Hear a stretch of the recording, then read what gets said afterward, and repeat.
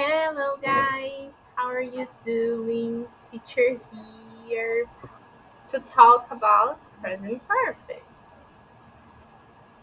Muitos de vocês têm muitas dúvidas a respeito do present perfect. O teacher vai hoje tentar fazer uma explicação mais simples possível para que vocês possam entender e possam colocar isso em prática no dia a dia.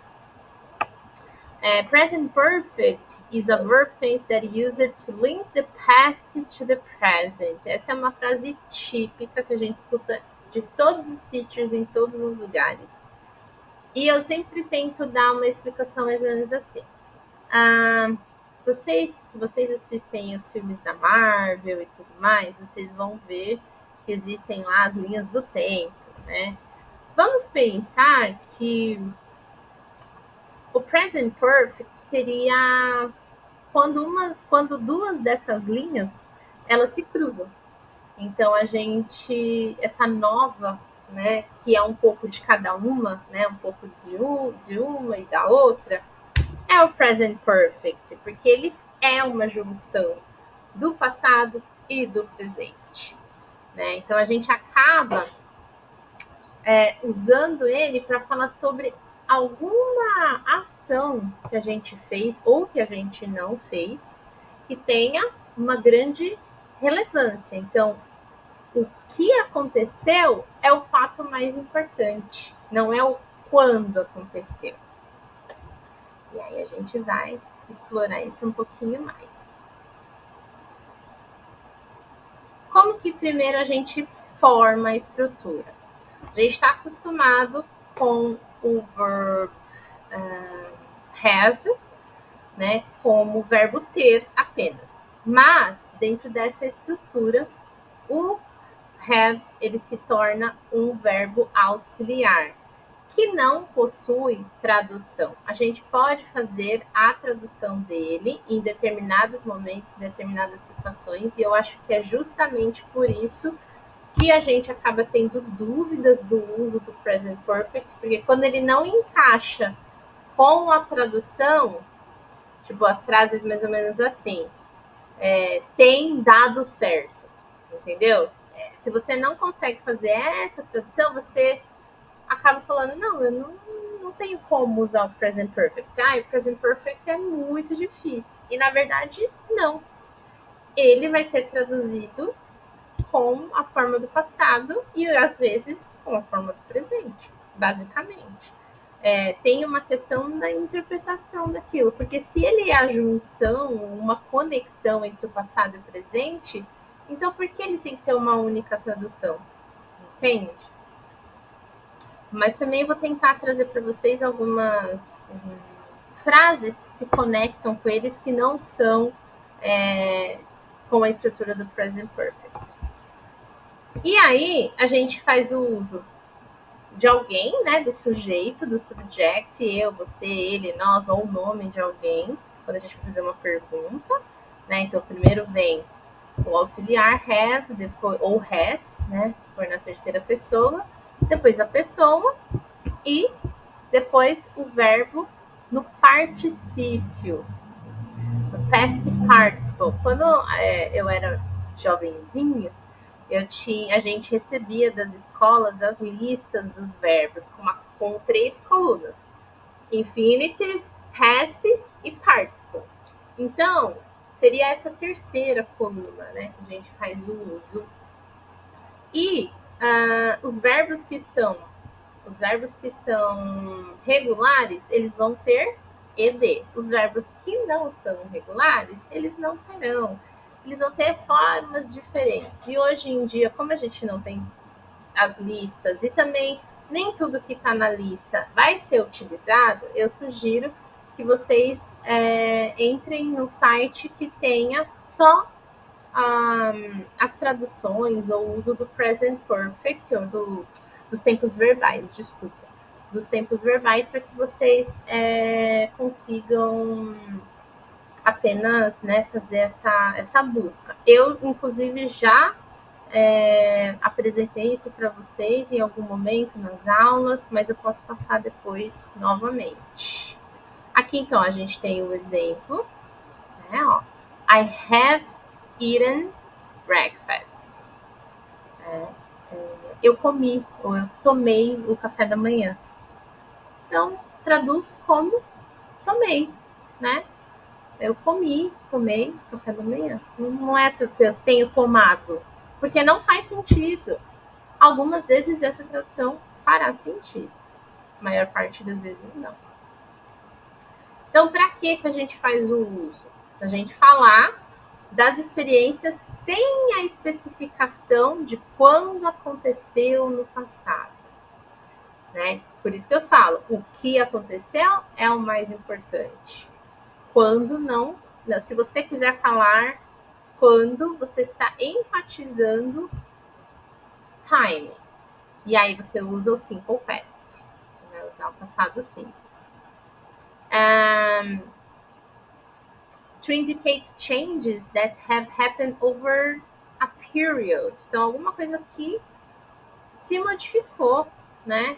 Alguma mudança que você fez. Exemplo, você não estudava inglês e agora você estuda inglês. Né? Seria uma opção. Né? Situações que continuam acontecendo, então a gente faz o uso present perfect. E coisas que ainda não se finalizaram, porque elas continuam acontecendo, né? Então, a gente faz o uso dessa questão. Então, quando a gente fala de experiência, a gente está falando o quê? De coisas que já aconteceram. Por que ela é conectada ao nosso presente? Porque ela faz parte de nós, ela é uma experiência, certo? Ela já acabou, ela já foi, mas ela é parte de você. Então, eu tô falando de uma experiência e quando eu falo dessa experiência, eu enfatizo a experiência e não quando aconteceu. E aí, nesse caso, eu acabo fazendo uso do present perfect. Então a maioria das traduções vai ser eu nunca comi isso, eu nunca fiz isso, ou eu já fiz isso, né? E aí, você vê que as frases que eu estou falando, para nós, é um passado simples, mas a estrutura que a gente usa é o present perfect.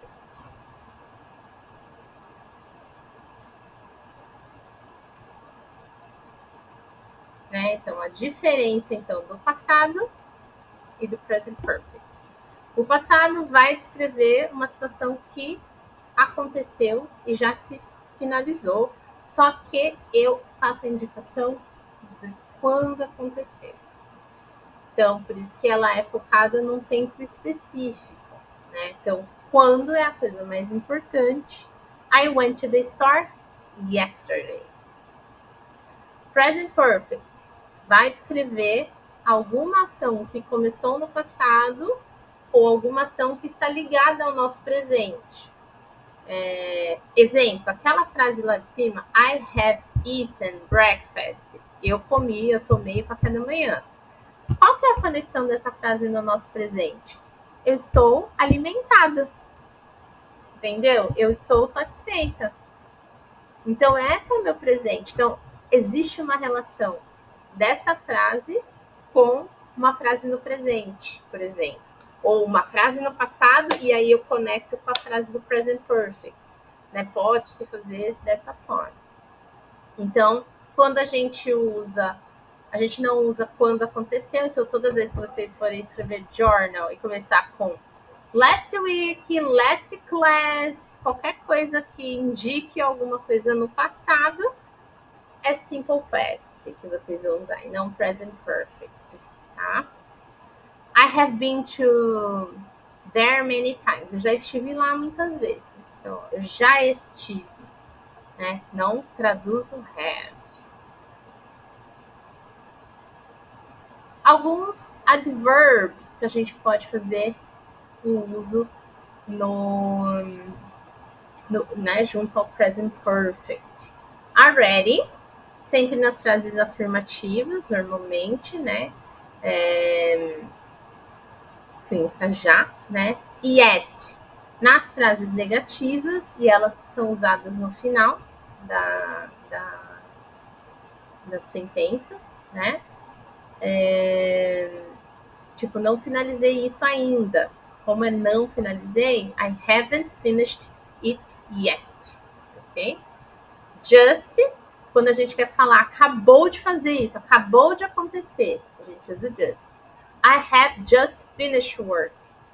Né? Então, acabei de finalizar, ó, acabei o meu trabalho. Né? E o ever, que pode ser usado normalmente, pode ser usado na afirmativa,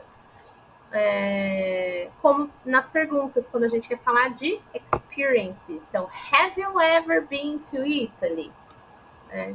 E o never. No caso do never, quando a gente quer indicar que a gente não fez uma determinada, não teve essa ação, não teve essa experiência, e aí a gente faz o uso do never, e a estrutura da nossa frase vai ser na afirmativa. I have never been to Italy. Negative form. Onde que a gente vai fazer o uso da negativa? Junto ao have, junto do verbo auxiliar. Certo? I have not. Aqui eu estou enfatizando, então eu posso falar I haven't. E na frase interrogativa, have you seen the movie? Você viu o filme?